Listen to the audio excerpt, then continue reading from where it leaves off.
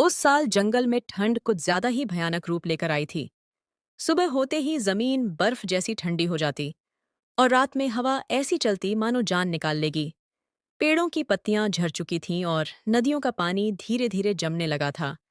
भोजन कम हो गया था और जो थोड़ा बहुत मिलता भी था वह भी बड़ी मुश्किल से। इस जंगल में 5 प्रमुख पात्र रहते थे। लोमड़ी, जो अपनी चालाकी के लिए जानी जाती थी। शेर, जंगल का राजा। हिरन, जो तेज लेकिन डरपोक था। कौआ, जो हर खबर रखता था। और जंगल के किनारे रहने वाला लकड़हारा। एक दिन सुबह सुबह लोमड़ी अपनी माद से बाहर निकली। ठंडी हवा उसके शरीर को चीरती हुई लग रही थी। उसने चारों ओर नजर दौड़ाई। वह मन ही मन सोच रही थी। इतनी खामोशी ठीक नहीं। ठंड ने सबको डरा दिया है, लेकिन भूख ज्यादा देर किसी को छुपने नहीं देगी। वह आगे बढ़ी तो उसे एक ऊंचे पेड़ पर बैठा कौवा दिखाई दिया। कौए, आज कुछ ज्यादा ही चुप हो। कोई खबर नहीं क्या? खबर ही खबर है लोमड़ी। ठंड बढ़ती जा रही है। नदी आधी जम चुकी है और शेर बहुत गुस्से में है। शेर गुस्से में है? इसका मतलब खतरा पास है। भूखा शेर किसी का भी शिकार कर सकता है। लोमड़ी गंभीर हो गई।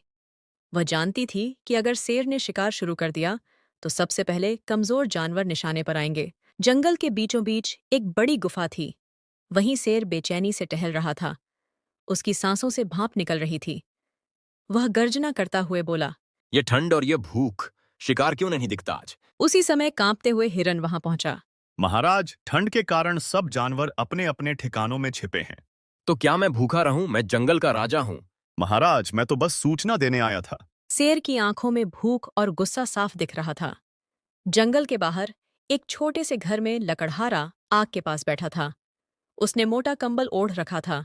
ऐसी ठंड पहले कभी नहीं देखी। जंगल भी आज अलग ही लग रहा है। वह रोज लकड़ी काटने जाता था, लेकिन आज उसे भी डर लग रहा था।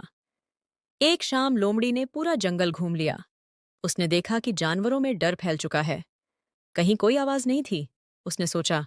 अगर हालात ऐसे ही रहे तो शेर किसी को मार डालेगा। मुझे कुछ करना होगा। वह तुरंत ही शेर के पास पहुंच गई। तुम क्या कर रही हो यहाँ, लोमड़ी? महाराज, ठंड और भूख का हल लेकर आई हूँ।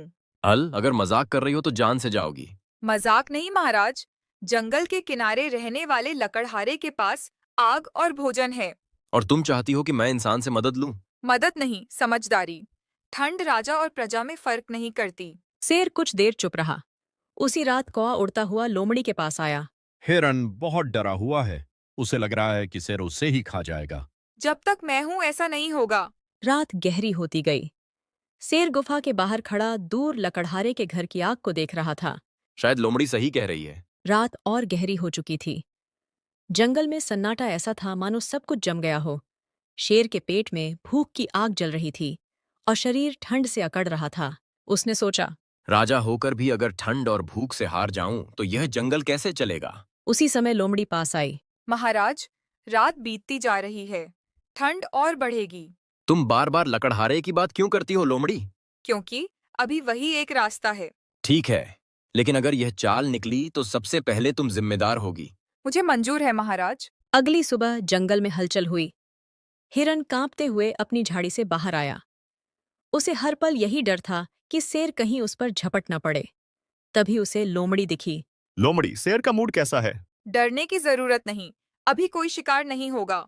मैंने शेर को एक और रास्ता दिखाया है। हिरन को पूरी बात समझ नहीं आई। वह चला गया। तभी एक कौवा लोमड़ी के पास आया। लोमड़ी, जंगल में चर्चा फैल रही है। सब जानवर डरे हुए हैं। डर को खत्म करने का एक ही तरीका है, सही फैसला। और अगर फैसला गलत हुआ तो नुकसान भी मुझे ही झेलना होगा। दोपहर तक शेर ने फैसला कर लिया।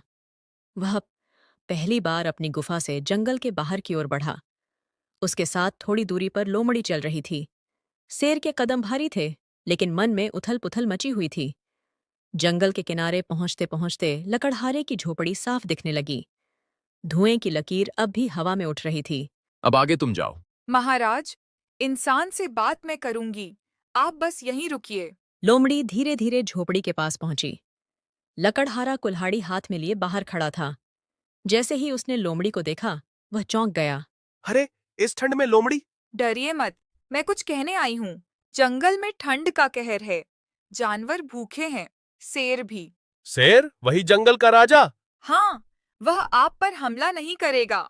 उसे बस आग और थोड़ी मदद चाहिए। लकड़हारे ने जंगल की तरफ देखा। अगर शेर गुस्से में हुआ तो?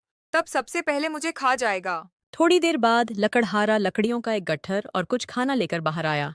मैं सीधे शेर के सामने नहीं जाऊंगा। आपको जरूरत भी नहीं। आग और खाना यहीं रख दीजिए। दूर खड़ा शेर सब देख रहा था। पहली बार उसके मन में इंसान के लिए डर से ज्यादा सोच थी। लोमड़ी वापस शेर के पास आई। महाराज, चलिए। शेर ने धीरे धीरे आग के पास कदम बढ़ाए। उसकी आंखों में भूख थी, लेकिन हमला नहीं।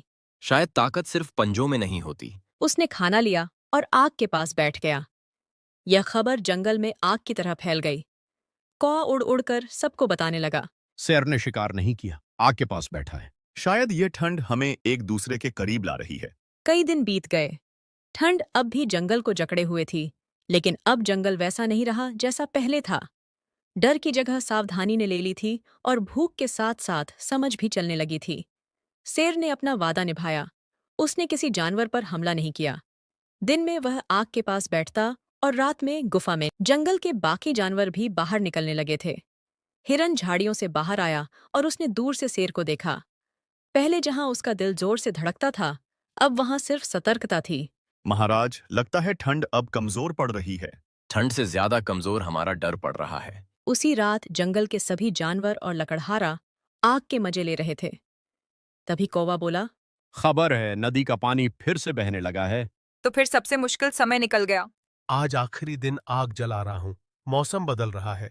तुमने आज हमारी बिना मांगे मदद की है। क्योंकि जंगल ने भी मुझे बिना कुछ कहे सहारा दिया। लोमड़ी सबको देख रही थी। उसकी आंखों में संतोष था। अगर ठंड न आती तो शायद हम कभी साथ बैठते ही नहीं। और अगर हम सब साथ न होते तो हम शायद बचे भी नहीं होते। शेर उठ खड़ा हुआ। उसकी आवाज में वही पुराना रौब था, लेकिन अब उसमें कठोरता नहीं थी। मैं जंगल का राजा हूं, लेकिन आज मैंने सीखा कि राजा अकेला नहीं चलता। ये बात मैं हर जानवर तक पहुंचा दूंगा, ताकि बाकी जानवरों को भी पता चले कि हमारा राजा अब बदल गया और दयालु बन गया है। हवा अब ठंडी नहीं, ठंडी सी लग रही थी। सूरज की किरणें साफ महसूस होने लगीं। तभी शेर ने लोमड़ी से कहा, आज तक ना जाने तुमने जंगल में कितनी चालाकियां की होगी, लेकिन आज तुमने चालाकी से नहीं बल्कि समझ से काम लिया, जिसका मैं आभारी हूं। चालाकी तब काम आती है महाराज, जब समझ पहले से हो। जंगल में अगर हर जानवर एक होकर रहे तो कैसी भी मुसीबत क्यों ना आ जाए। आज मैंने सीखा कि डर से नहीं, भरोसे से जंगल और बस्ती दोनों चलते हैं। शेर ने सिर झुका दिया। अगले दिन धीरे धीरे बर्फ अब पिघलने लगी। नदी पूरी तरह बहने लगी। पेड़ों पर फिर से चिड़ियों की आवाज आने लगी। हिरन खुले मैदान में दौड़ा, बिना डर के। कौवा ऊपर आसमान में उड़ता रहा। लोमड़ी अपनी मांद की ओर लौट चली। और शेर, वह अपनी गुफा के बाहर टहल रहा था। वह मन ही मन खुश भी था। शायद यही राजा होने का सही मतलब है।